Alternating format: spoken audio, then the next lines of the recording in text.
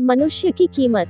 सीख देने वाली कहानी। लोहे की दुकान में अपने पिता के साथ काम कर रहे एक बालक ने अचानक ही अपने पिता से पूछा, पिताजी, इस दुनिया में मनुष्य की क्या कीमत होती है? पिताजी एक छोटे से बच्चे से ऐसा गंभीर सवाल सुनकर हैरान रह गए। फिर वे बोले, बेटे, एक मनुष्य की कीमत आंकना बहुत मुश्किल है, वो तो अनमोल है। बालक, क्या सभी उतना ही कीमती और महत्वपूर्ण है?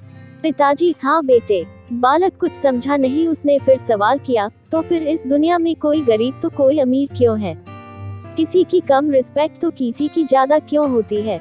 सवाल सुनकर पिताजी कुछ देर तक शांत रहे और फिर बालक से स्टोर रूम में पड़ा एक लोहे का रॉड लाने को कहा।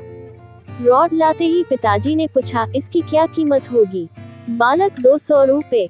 पिताजी, अगर मैं इसके बहुत से छोटे छोटे कील बना दूं तो इसकी क्या कीमत हो जाएगी?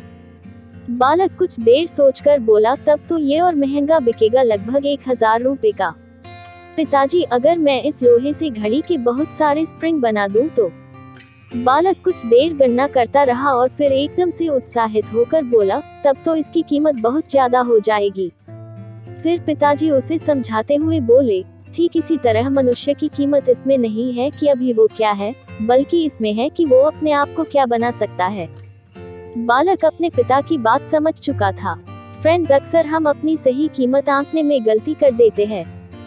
हम अपनी प्रेजेंट स्टेटस को देखकर अपने आप को वैल्यूलेस समझने लगते हैं, लेकिन हम में हमेशा अथाह शक्ति होती है। हमारा जीवन हमेशा संभावनाओं से भरा होता है। हमारी जीवन में कई बार स्थितियां अच्छी नहीं होती है, पर इससे हमारी वैल्यू कम नहीं होती है। मनुष्य के रूप में हमारा जन्म इस दुनिया में हुआ है, इसका मतलब है हम बहुत स्पेशल और इम्पोर्टेंट हैं।